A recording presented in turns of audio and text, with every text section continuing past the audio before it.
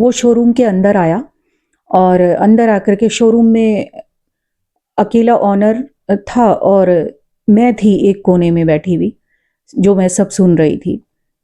और उसने ओनर से कहा कि मुझे एक मोबाइल लेना है। तो उस शोरूम में नए और पुराने दोनों ही मोबाइल बेचने के लिए रखे हुए थे। तो वो मोबाइल देखने लगा और पहले उसने नए मोबाइल देखे, फिर पता नहीं क्या हुआ, वो पुरानों की तरफ चला गया और पुराने मोबाइल देखने लगा। और 2-3 मोबाइल के बारे में पूछने के बाद फाइनली उसने एक मोबाइल उठा लिया और कहा कि ये कितने का है? तो शोरूम के जो ओनर था, उसने बोला कि शोरूम का ओनर भी यंग ही था और जो वो लड़का खरीद रहा था मोबाइल, वो हार्डली शायद 15 या 16 साल का रहा होगा। तो लड़के ने मोबाइल की कॉस्ट पूछी, शोरूम के ओनर ने कहा कि 6000 का मोबाइल है। तो उसने थोड़े बहुत उसके फीचर्स के बारे में पूछा और फाइनली रिक्वेस्ट करना शुरू किया कि भैया 5000 का दे दो। तो पहले तो शॉपकीपर तैयार नहीं हुआ, लेकिन फाइनली उसने हाँ बोल दिया। हाँ बोल दिया तो फिर से लड़का उसके बारे में, मोबाइल के बारे में कुछ और इंक्वायरी करने लगा।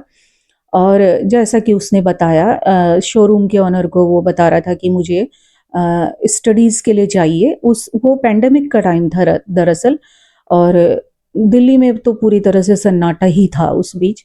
और कोई, मुझे लगता है कि आपसे काफ़ी दूरी की जो जनरली ना सुनाई दे वाली जगह पर भी अगर खड़ा होता तो आपको सुनाई दे रहा था, क्योंकि सन्नाटा था। वो ही सिचुएशन थी उस समय। मेरा मोबाइल ख़राब था और कुछ ही दुकानें खुली हुई थी, जैसे मोबाइल वगैरह की या फिर दवाइयों, केमिस्ट की।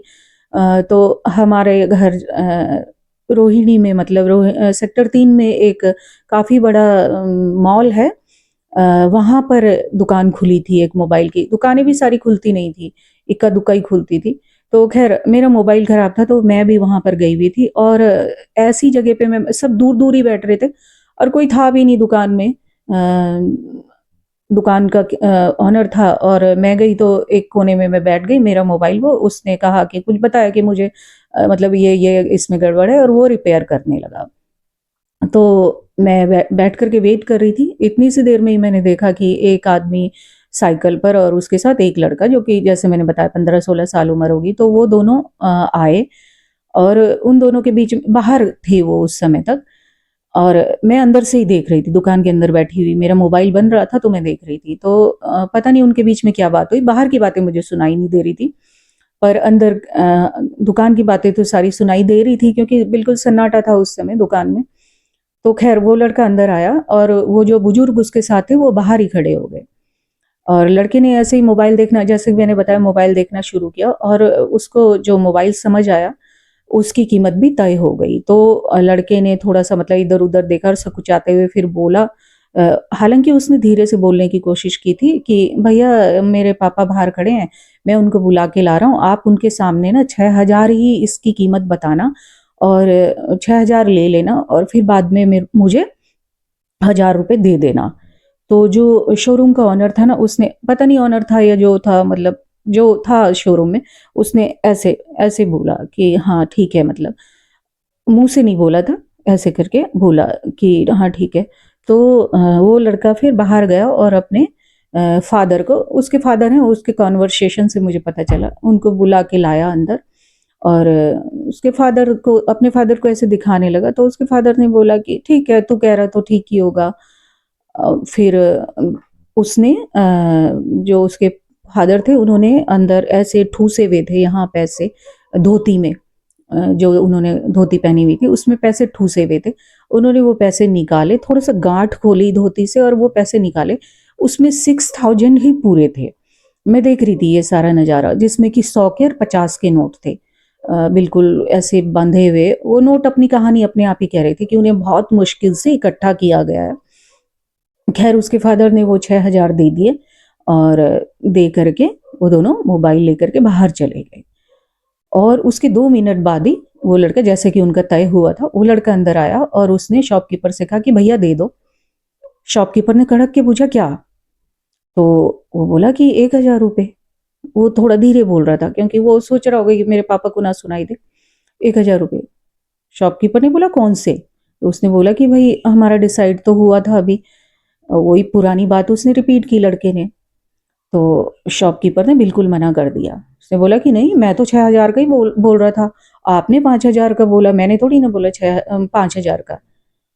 अब शॉपकीपर झूठ बोल रहा था, वो तो मैं भी सारा सुन रही थी।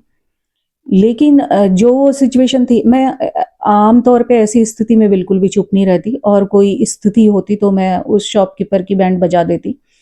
पर उस समय ना मैं इतने कन्फ्यूजन में रही कि बाहर जो उसके पापा खड़े थे ना, मैं चाह रही थी बस वो ना सुने, और इसीलिए मैं कुछ बोल ही नहीं पाई। वो लड़का तो कोशिश कर रहा था क्योंकि वो तो चीटर था, पर मैं सिर्फ इसलिए कोशिश कर रही थी कि उसका पापा बेचारा इतनी मुश्किल से, गरीब सा दिखने वाला वो आदमी, गरीब ही थे वो, दिख नहीं रहे थे गरीब, ऐसे कोई गरीब नहीं दिखता, होता है तभी दिखता है। तो वो बेचारा ऐसे, मतलब उन्होंने कितनी मुश्किल से वो पैसे इकट्ठे किए होंगे। और मैं यही सोच रही थी कि अगर मैं बोलूँगी ना तो जाहिर है मैं तेज़ बोलती हूँ, ज़रा मैं ज़ोर से बोलती हूँ, तो मुझे पता था कि जब मैं बोलूँगी तो कुछ न कुछ बात बढ़ेगी और मैं लाउड हो जाऊँगी। मैं नहीं कंट्रोल कर पाती हूँ ऐसे झूठ, जब कोई सफ़ेद झूठ इस तरह से बोलता है, मैं नहीं कंट्रोल कर पाती हूँ, तो मैं कुछ बोल भी नहीं पाई। और यही मैं सोच रही कि मैं लाउड होंगी तो इसके फादर को पता चलेगा, जो मैं नहीं चाहती थी। क्योंकि मुझे पता है ना कि अगर उस जगह पे मैं होती और मेरा बच्चा वो होता तो कितना दुःख मुझे होता ना, मैं टूट जाती। तो मैं नहीं बोलना चाह रही थी, मैं चुपचाप बैठी हुई ये सब चीज़ देख रही थी। और इसी कन्फ्यूज़न में कि मुझे बोलना चाहिए या नहीं बोलना चाहिए, वो लड़का बाहर चला गया। और बाहर चला गया तो तब तो और भी ज़्यादा, मतलब मुझे कन्फर्म हो गया कि मुझे बोलना ही नहीं है। उसके फादर के सामने तो मैं क्या ही बोलती। ख़ैर वो चला गया, तो मतलब उसके बाद ना कुछ समझ नहीं आया, मैं उससे भी कुछ नहीं कह पाई शॉपकीपर से। पर मैं एक बात जानती हूँ कि हम भगवान को माने या ना माने ना, मैं तो बहुत ज़्यादा मानती हूँ भगवान को, पर कोई ना कोई सुप्रीम पावर तो है कि हम कभी पहले, कभी देर, उसका हमें पनिश करने का तरीका अलग होता है, पर पनिशमेंट तो वो देता है, पहली बात। दूसरी बात ये कि आज यूथ डे है, स्वामी विवेकानंद जी की जयंती है, युवा दिवस आज के दिन हम मनाते हैं, तो मैं युवाओं को ये कहानी आप लोगों के लिए, मैंने तो देखा है ये, तो ये बात मैं इसलिए बता रही हूँ कि मैं सिर्फ़ ये कहना चाहती हूँ कि माँ-बाप को ना पता होता है, उनका दिल कह रहा होता है कि उनका बच्चा उन्हें चीट कर रहा है, गलत रास्ते पे जा रहा है। पर वो इतना प्यार करते हैं ना अपने बच्चों से कि वो समय को भी समय देना चाहते हैं। वो सोचते हैं कि शायद हमने अगर इस तरह से दिखाया कि नहीं, हमारा बच्चा तो बहुत अच्छा बच्चा है, तो शायद बच्चा अपने आप ही सुधर जाए। और अक्सर हम गलत भी निकल जाते हैं पेरेंट्स से, इस कारण बाद में उन्हें पता चलता है कि उन्होंने अनदेखा करके गलती की। लेकिन शुरुआत तो हर कोई यही सोचता है ना कि शायद अनदेखा करके ही उनका बच्चा सुधर जाए। कारण जो भी हो अनदेखा करने के, पर मुझे पता है कि मैं भी एक माँ हूँ, पता चल जाता है कि बच्चा कब झूठ बोल रहा है। बस हम अपने आप से झूठ बोलने लगते हैं कि नहीं, नहीं, हम ही गलत हैं, हमें ही गलत लग रहा है, हमें ही गलतफ़हमी हो रही है। पर मैं यही कहना चाहती हूँ कि नहीं किया करो भई ऐसा। वो 1,000 रुपया अगर मिल भी जाता ना उस लड़के को, कितना दिन चल जाता? ज़्यादा से ज़्यादा 10 दिन, 1 महीना। और वो करता भी क्या? ज़ाहिर है अपने फ़ादर से इस तरह से ले रहा था ना वो चीटिंग करके, तो कुछ गलत ही करता उस पैसे का।